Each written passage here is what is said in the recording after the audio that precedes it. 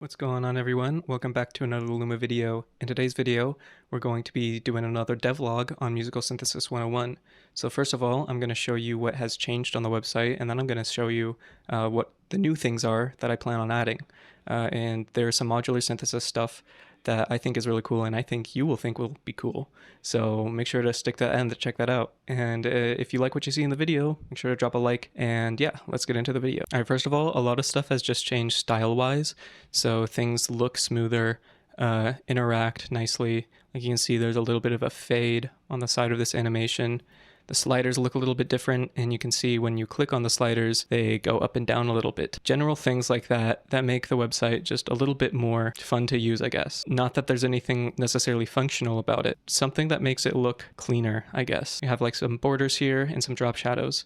I'm kind of going for a Gumroad look, if you know what the Gumroad website looks like. Also, there's a button for the sources now. So instead of taking up like the whole lower half of the screen, you can hide or show the sources. The shapes of sound has been changed. So now when you change the waveform, you actually get an updated description of it, and it doesn't take up as much space as it used to. And then you can also play the sound, which is directly being played in the web browser rather than a sample of the wave being played. That's cool because it's more of a synthesizer than a sample-based approach. One of the things that you'll notice has changed is this little thing in the bottom right corner.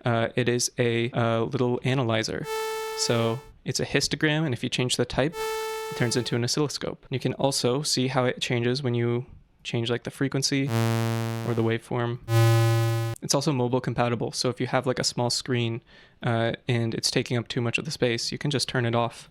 Which is neat. Next, Enter the Synthesizer is a page that I've been working on, and it's really cool because it's a synthesizer. It's a fully working, functional synthesizer that you can use in the web browser. It connects to MIDI.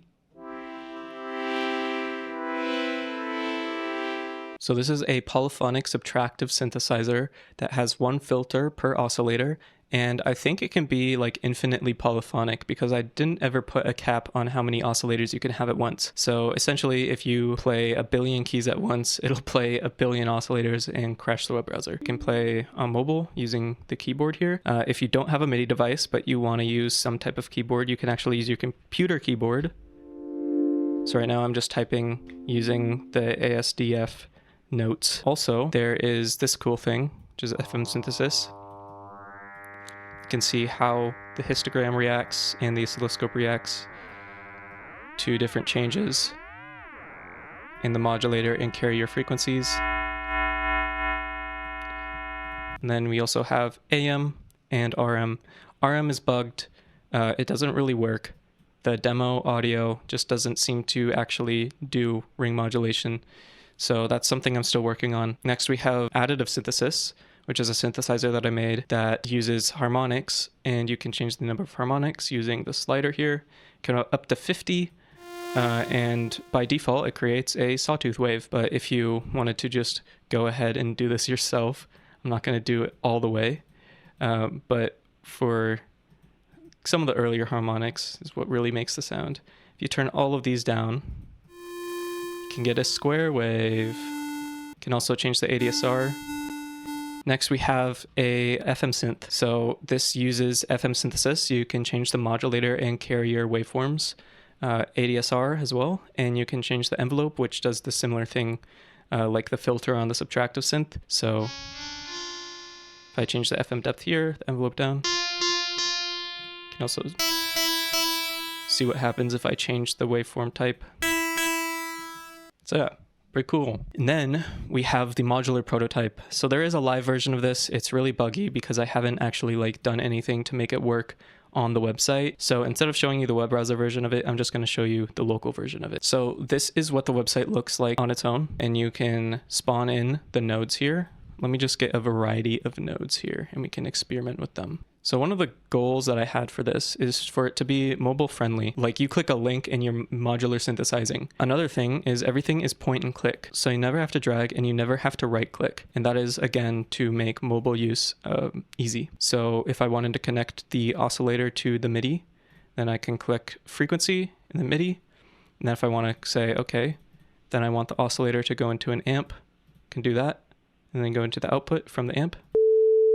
Cool. So if then I wanted to, for example, change the amplitude based on the velocity, I can go ahead and click gain and then velocity.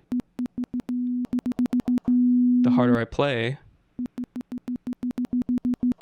the louder it is. The way that it's set up, the way that it used to be set up is basically it would store all the connections in a list, and then it would delete the connections, and it would do all these checks to see like, can the connection be deleted, and is there like an event listener listening to whatever. I'm not gonna, people don't want to hear about like all the technical details about it, but if you do want to hear about all that stuff, let me know, because I am happy to make a video on it, and I can go really in depth on like what's going on and how the actual synthesizer works.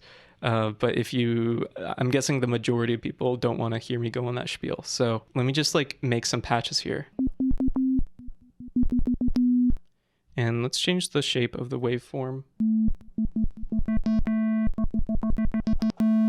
We can add the delay in here. Again, this isn't like completely working. You have to use 2 outputs for it to work. But essentially what it does is it just delays the signal. So there's no mix knob on it. So essentially that's literally all it does. It just delays the signal. Okay, so the way that I have it set up right now is basically it has a signal that's sent through 2 delays. So we should hear 3 impulses every time we click something.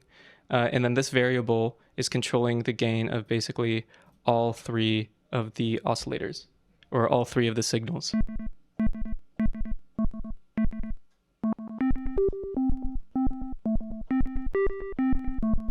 Cool. And so we have like a little delay going on here.